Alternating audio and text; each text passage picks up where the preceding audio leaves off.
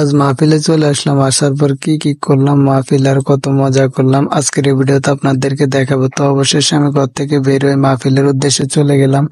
তো আমার সাথে আমার ছোট ভাই দুইটা আছে, তারাও আমার সাথে যাচ্ছে, আর আমার সাথে আমার ভাগ্নি আছে আর ভাগিনাও আছে। তো আমার ভাগ্নি আর ভাগিনাকে বলছিলাম তোদেরকে নিমু না, কিন্তু তারা জোর করতেছে যে না, তারা যাবে, তারা কিছু খাবে। তো আমাদের এই গ্রামে তো মাহফিল হইলে আপনার মেলার মতন হয়, তো তাদেরকে ভাবলাম নিয়ে যাই। তো তাদেরকেও সাথে করে নিয়ে নিলাম। তো আমার ভাগ্নে একটু বেশি কথা বলতেছিল, বলতেছে মামা এটা খাবে ওইটা খাবে, আর ও অতিরিক্ত কথা বলে পাকনা পাকনা। তোর পাকনা পাকনা কথাগুলো যদি শুনতেন তাহলে আপনার অনেক হাসতেন, কারণ ও এত ছোট একটা মানুষ অনেক পাকনা পাকনা করে কথা বলে। তো অবশেষে যেখানে মেলা ওইখানে চলে আসলাম। তো আমি আমার ছোট ভাইকে বললাম তুই এখান থেকে চল, আমরা মাহফিলের প্যান্ডেল যেখানে সাজানো হয়েছে ওইখান থেকে আগে ঘুরে আসি। তো আমাকে নিয়ে যাচ্ছিল, যাওয়ার পথে আমার একটা বড় ভাইয়ের সাথে দেখা। তো বলতেছে কই যাচ্ছ? আমি বলতেছি মাহফিলে যাচ্ছি। অবশেষে কিন্তু আমরা মাহফিলে যে প্যান্ডেল আছে ওটার কাছে চলে আসছি। আসার পথে কিন্তু আমার প্রিয় ভাইয়ের সাথে দেখা, উনি তো আমাকে দেখে খুশি, কাশস ভালো হয়েছিস, যা ভিতরের দিকে। তো আমি বলছি না, ভিতরে যাবো না, একটু খালি দেখবো প্যান্ডেলের কি অবস্থা, কেমন সাজাইছেন। তো আমি আমার ছোট ভাইকে ক্যামেরা নিয়ে ভিতরে ঢুকাই দিছি, ও একটু ভিতরে শুট করলো যে স্টেজটা আর প্যান্ডেলটা আসলে মাশাআল্লাহ করে অনেক সুন্দর করে সাজাইছে আমার ভাইরা।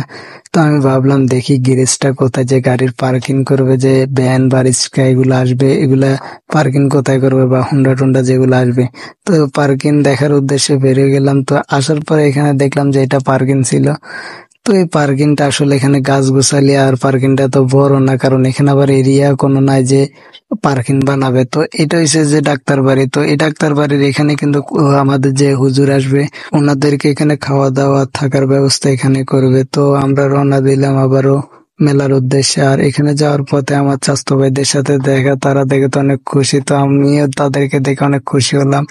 তো আমি বললাম চলেন আমাদের সাথে মেলার দিকে যাই। উনি বলতেছে না, এখানে আমার অনেক দায়িত্ব আছে, তো উনি আসেনি। পরে যাওয়ার পথে আমার জ্যাঠতো ভাইয়ের সাথে দেখা, উনি আমারে জিজ্ঞেস করলে কিরে কই গেলি, আমি কই মাহফিলের দিকে। তো আমি পরে বললাম আচ্ছা আমি মেলার দিকে থেকে আসি, পরে আপনারা যান। তো আমার এখানে কিন্তু ওই বড় ভাইটা আমার এখানে হেল্প করছে যে নামাই দেওয়ার জন্য, এটা অনেক উঁচু থেকে নিচু নামতে হইতেছে। তো যাই হোক, আমি আমার ছোট ভাইকে বললাম চল ভিতরের দিকে আগে ঘুরে আসি, ঘুরে দেখি কি কি দোকান নিয়ে বসছে। তো ও তো আমাকে নিয়ে ছুটলো। তো আমি দেখলাম অনেক কিছু নিয়ে বসছে। তো আমি ভাবতেছি কি খাবো। তো আগে ভাবলাম না, আগে ভালো করে দেখি নিয়ে একটা চক্কর দিয়ে আসি। পরে একটা চক্কর দিলাম। পরে যে দেখে বলে ভাই কেমন আছেন, আমি কই ভালো আছি। তো আমি বললাম তাদেরকে যে আমি একটু ঘুরে আসি, তারপরে কথা বলবো নে। তো যাই হোক, আমি এদিক দিয়ে ঘুরতেছি আর আমার ভাগ্নিরাও দেখতেছি যে ও আছে কিনা আমার সাথে, কারণ এখানে মেলার মধ্যে আবার হারাই টারা যায় কিনা। পরে ভিডিওওয়ালা ভাই আমার ডাক দিল, ভাই কেমন আছেন, কারণ ওনার দোকানে আরো একবারও পিঠা খাইছিলাম, ওইটার বলক কিন্তু দিছি। পরে যাই হোক, আমার ছোট ভাইরে নিয়ে আমি সামনের দিকে যাচ্ছি, আর ওদিক দিয়ে আমার ভাগ্নি আমাকে বলতেছে ও ফুচকা খাবে। তো আমি বলতেছি আচ্ছা ফুচকা খাওয়াবো নে, আগে একটু ঘুরে দেখি। তো ঘুরে দেখতে যাই, সামনে দেখতেছি যে একটু ভিড় বেশি একটা দোকানের মধ্যে, ওখানে দেখতেছি যে আলুর চিপ বাজতেছে, এটারও পটেটো বলে। যাই হোক, ওই একই কথা, আলু আর পটেটো তো একটাই। তো আমি আমার ছোট ভাইকে বললাম আগে ওই দোকানের দিকে চল। পরে আমার পথে আমার আরো কিছু ভাতিজার বাইরে আমার ধরছে, ধরার পরে ওরা কথাবার্তাই বললো আমার সাথে। যাই হোক, পরে তাদের সাথে কথা শেষ করে কিন্তু আমি পটেটোর দোকানে চলে আসছি। ওনার পটেটো ভাজা দেখতে ভাবলাম খাবো, কিন্তু ওনার পটেটো তো ভাজে, কিন্তু ওইটা আপনার ইয়ে হয় না, যে কুরকুরে বা এরকম কিছু হচ্ছে না, এটা কিরকম তুলা তুলার মতন লাগতেছে। তো আমি আর খাই নাই। পরে চলে আসলাম ফুচকার দোকানে, বললাম 4টা ফুচকা দিতে, কারণ আমরা মানুষ 4 জন। তো ও বলতে চাচ্ছে দুইটা দুইটা করে দি, তো দুইটা দুইটা দিছে। তো আমি আমার ভাগ্নি আর ভাগিনার আগে দিছি। তো আমার ভাগ্নি কিন্তু অনেক খুশি হয়ে গেছে ফুচকা পাই। তো ও তো ফুচকা দেখে খাওয়ার জন্য পাগল হয়ে গেছে, কারণ ও ফুচকা অনেক পছন্দ করে।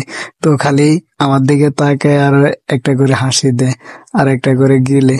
তো যাই হোক, আমি বলছি আস্তে আস্তে খা। পরে আমি আরো 2টা ফুচকা নিছি, একটা আমার জন্য আর একটা আমার ক্যামেরাম্যানের জন্য, যেটা আমার ছোট ভাই দূরে আছে। তো যাই হোক, আমি আমার ফুচকা খাইছি। তো আমার একটা বাতি যাইছে, আমারটা কই, আমি কই তুই খাইলে খা 1 প্লেট।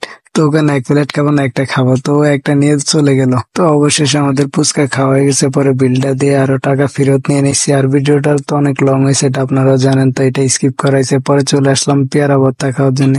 পরে পেয়ারা ভর্তা নিছি। আসলে পেয়ারা ভর্তা গুলো অনেক মজা লাগে, কারণ আমি অনেক খাইছি। তো আমার ভাগ্নি ভাগিনে আসছে, তাদেরকেও দিছি। তো আমরা সবাই মিলে পেয়ারা ভর্তা খাইলাম। খাওয়ার পর আসলে অনেক ভালোই লাগছে। পরে চলে গেলাম অন্য কিছু খাওয়ার জন্য, দেখতে আসলাম।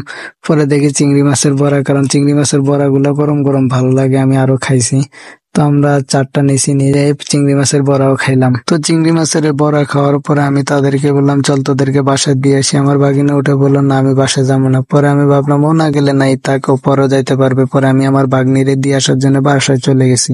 পরে রাতের বেলা মাহফিলে আবারও চলে আসছে। আসার পরে দেখতেছি মাওলানা সাহেব অনেক সুন্দর বয়ান করতেছে। আর প্যান্ডেলের দিকে তাকিয়ে আমি তো অবাক, কারণ প্যান্ডেলের ভিতরে মানুষ খুবই কম। এত সুন্দর করে স্টেজটা সাজাইছে বা এত সুন্দর একটা আয়োজন করছে, কিন্তু আমাদের এলাকায় এত মানুষ থাকার পরও মানুষ হয় নাই। যদি এখানে নাচ গান হইতো তাহলে কিন্তু দেখতেন মানুষ অনেক ভরপুর থাকতো, কারণ কথায় আছে না, ভালো কাজে কিন্তু মানুষ হয় না। তো খারাপ কাজগুলোতে কিন্তু মানুষ জড়িয়ে যায়, কিন্তু ভালো কাজে কখনো মানুষ থাকে না। তো আমার ভিডিও কিন্তু এই পর্যন্ত। আর যদি ভিডিওটি ভালো লাগে তাহলে একটি লাইক করুন, আর আমার ফেসবুক পেজটি ফলো করে রাখুন। আর যদি ইউটিউব চ্যানেল থেকে দেখে থাকেন তাহলে ইউটিউব চ্যানেলটা সাবস্ক্রাইব করে ভিডিওটা একটা শেয়ার করে দেন। ধন্যবাদ।